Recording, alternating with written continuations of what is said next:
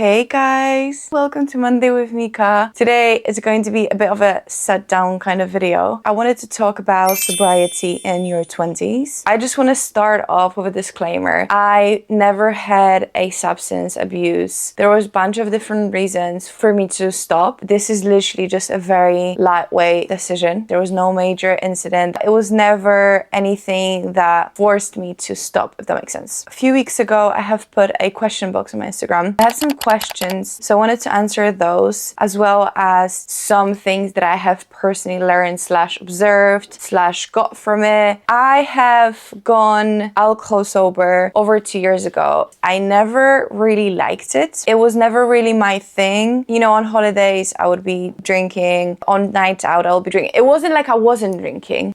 From very early, I just didn't like how I feel after it. I remember my first ever time getting drunk. I think I was 14 years old, and it was very strong Polish vodka. I don't remember half of the night. I remember it freaked me out because I woke up. It's going to sound dramatic, but just so you know, it wasn't. With no tights on, with my hand being in the teacup. I looked around and I realized that I'm at my friend's house. Everything was fine and they took care of me the whole night. The people that I went out with were trusted people. Like I know nothing would have happened to me. But it spooked me out because if this is my first time drinking, obviously I didn't know my limits. I didn't know how I'm supposed to feel. There was many factors to this night that could have gone better. I think from that moment, it was just really weird for me to drink. And then 2 years prior to me going sober, say from around lockdown time, even if I just drank one beer, one glass of wine, whatever it was, I felt hypersensitive. Everything was really loud in terms of energies, in terms of people, and everything was intensified. On New Year's Eve of 2022, I've just decided to go dry January. Then it kind of got me to like, what if I just stop? Why do I keep doing this to myself when I don't actually enjoy drinking anyway? I was usually the sober friend anyway. I was usually the driving friend. It was literally about to be for a month. We weren't best friends. It wasn't for me. I just didn't like it. I've never smoked cigarettes, but another substance that I'm sober from is weed. Me and weed had a very intense relationship. I've been smoking weed since I was about 16, I want to say. In Poland, it was a bit different. You needed to like get access to it and like 5 people to chip in for a gram. Like it was a different reality back then to smoke a zoot. I think it was about a monthly thing that we would just go and smoke a zoot. It was super fun. It was getting all the munchies and everything. I enjoyed it. I'm not even going to lie about it, but I'm not going to glorify it. But at the time, that was just my reality. And quickly I found out that it ain't. When weed started being more accessible to me, that's when the problem started, I think. When I moved to London, yeah, everything between me and the weed changed because that was daily thing. It wasn't zoot a day. It was 7. Sometimes it was more. Sometimes it was 3. But like, it was a constant thing every single day. I moved to London in 2019. I think at the beginning it was like once every week or like once every few days. It quickly got to a daily point. I was doing that for a very long fucking time. I would wake up 7 a.m. and go straight to the garden, smoke a zoot. I thought weed allowed me to get into my creative flows. Weed like really kind of like zones you in one thing. When you have ADHD and when you start smoking for the first time, it kind of like allows you to look in one space. If you do a lot of it, it goes to complete opposite of that. Then it also became a social thing, and the only thing I was actually doing with my friends was smoking weed. I had few friends that I was also able to do other stuff with, but what I also clocked is that most of the time, the only reason we were meeting, it was purely for smoking. This gets me to my first lesson that I got from it. It really verifies your circles.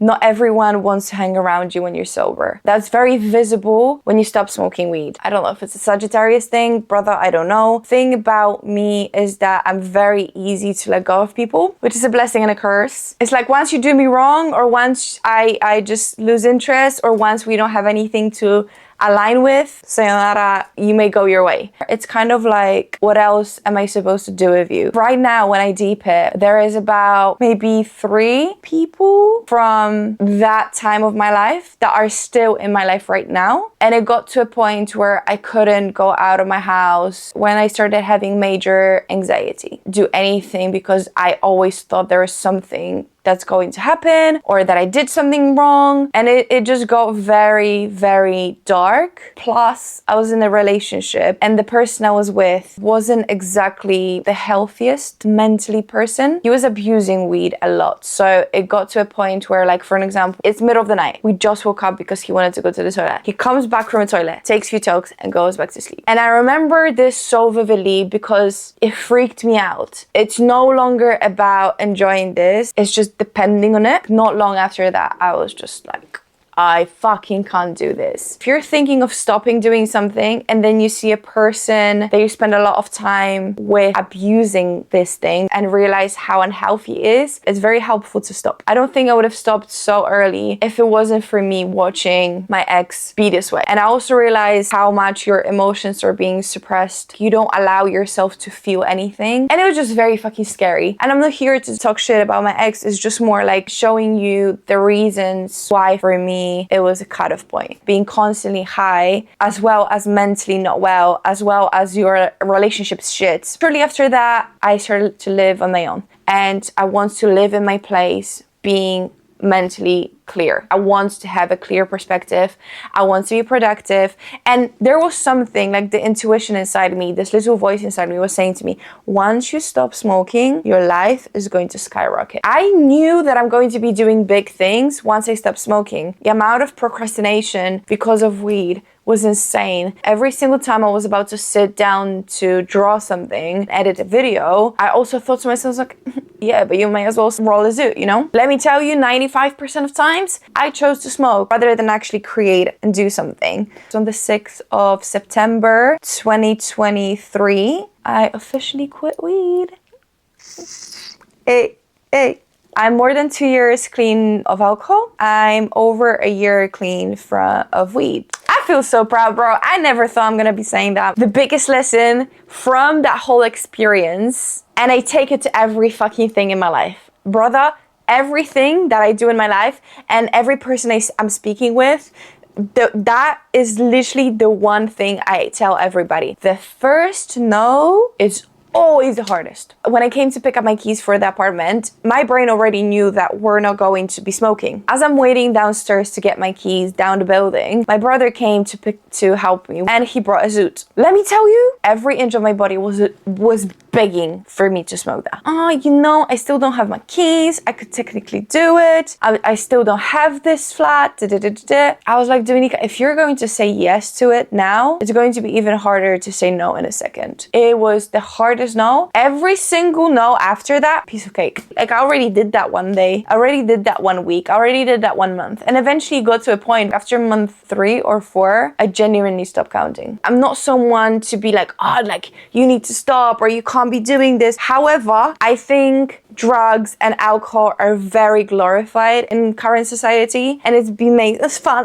Let's smoke a zoot and fucking great. Oh, let's drink a glass of wine and let's go for a fucking pint. And it's all fun and games, but like, it's such a damaging thing. Your brain is damaged for 3 weeks after consuming alcohol, just FYI. So even if you drink just 1 glass here and there, it stays in your organism, damages your brain to a certain degree. And it takes 3 weeks for your brain to recover from that. It taught me so much confidence. I know few people that wouldn't smoke weed for whatever reason, but I don't know many people that wouldn't drink. I hear people be like, I don't like alcohol at all. Or we go to a party and I don't really know how to vibe because I just feel embarrassed or just feel cringe. No one gives a single shit. TikTok, it said, when you open a yearbook, when you open your school's yearbook, who you're looking for in the pictures? Yourself. Think about that. Everybody is doing the same thing.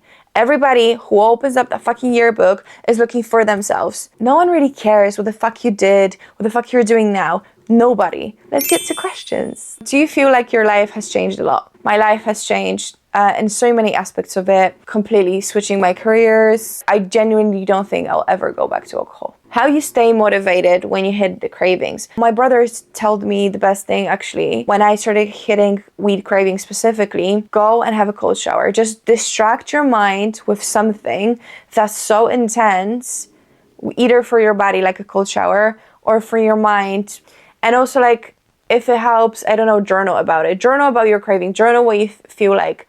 Because also bear in mind like I think seventh or eighth day is the hardest because everything triggers you and you get so mad at the world and you just want to swear at everything and like you have no patience. The anger comes out. All the emotions that you've been suppressing are kind of like wanting to come to the surface. The first 3 months, you wanted to do it here and there, or it was smelling nice, or your friends were joining you and they were all smoking and I kind of wanted to do the same thing. After 3 months, I don't think I got craving again. I don't get cravings in terms of alcohol. It was literally one time that it fucking crossed my mind. But other than that, never think of it. Has this affected your relationships? Like, did you have to explain yourself a lot? Again, your circles will change. It really verifies who you're with and for what reason. So it did affect my relationships, but again, like I think for me personally, for the better. Did I have to explain myself a lot? At the beginning, specifically, till this day, I get these questions. Why are you not drinking? Oh, like,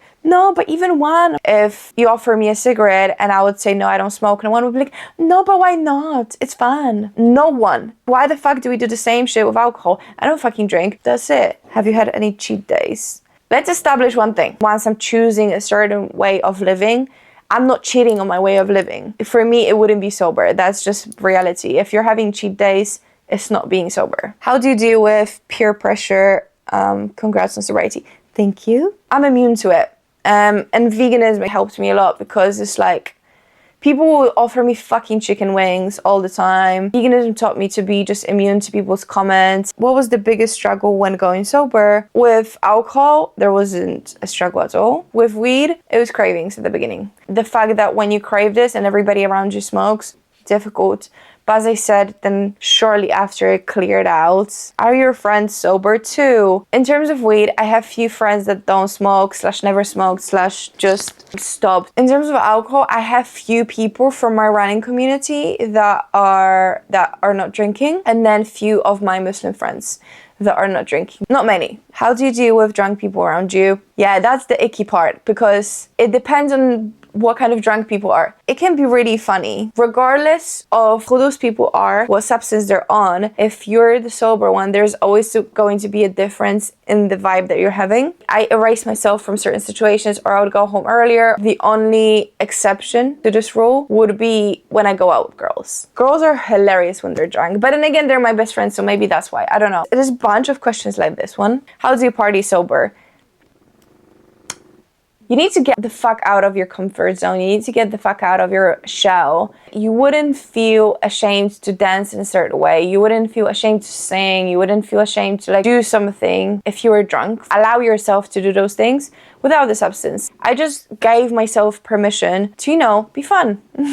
I found it hard to stop smoking weed. How did you stop? I went cold turkey. I just knew my goal in mind and I knew I'm stopping on this and this date and that was just it. Do you go out a lot? Maybe it's easier to be sober when you're homebody. At the time that I went sober, I was going out a lot because my ex was a DJ. So we were literally out all the time. We were on his gigs, on his friends' gigs. We were out a lot. Once we broke up, I started going out less because I was also on the journey to figuring out who I am and who I want to be. Maybe it is easier to stop when you're homebody for sure. Challenges you face with the mindset of UK drinking culture. I'm immune to it. It's funny because if UK drinking culture is here, Polish drinking culture is right here. I grew up with vodka being basically like a watch on someone's head. Like vodka was everywhere. Vodka on the table, vodka in the fucking car, in someone's bag, vodka in fucking school, every fucking party. A lot of Polish culture in general is about drinking. Maybe that's another reason why I never really liked it, because there was a part of my subconscious from an audience point of view, how it looks like, and you know, all the fucking ankles at weddings, parties, Christmases, whatever. All them fucking ankles with them fucking mustaches, stinking. It was just disgusting. And I think it terrifies me how much people drink. I've been seeing this my whole life. I was about to read the last question, but it's from Gabriel, and it's, if you're fully sober, why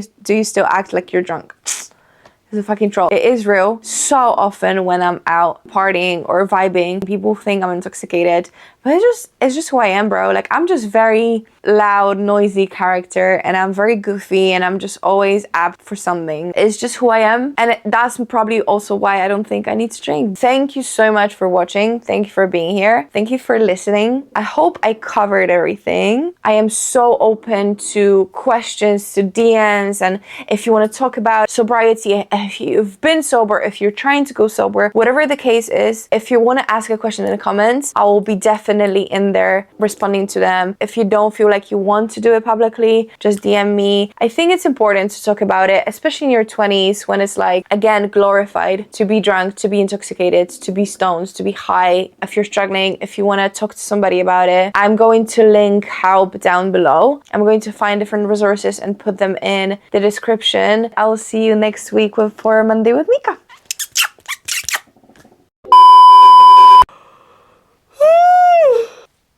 Bars. Bruh. I think it started so wrong. What the fuck? Those curries that I've said. Shots.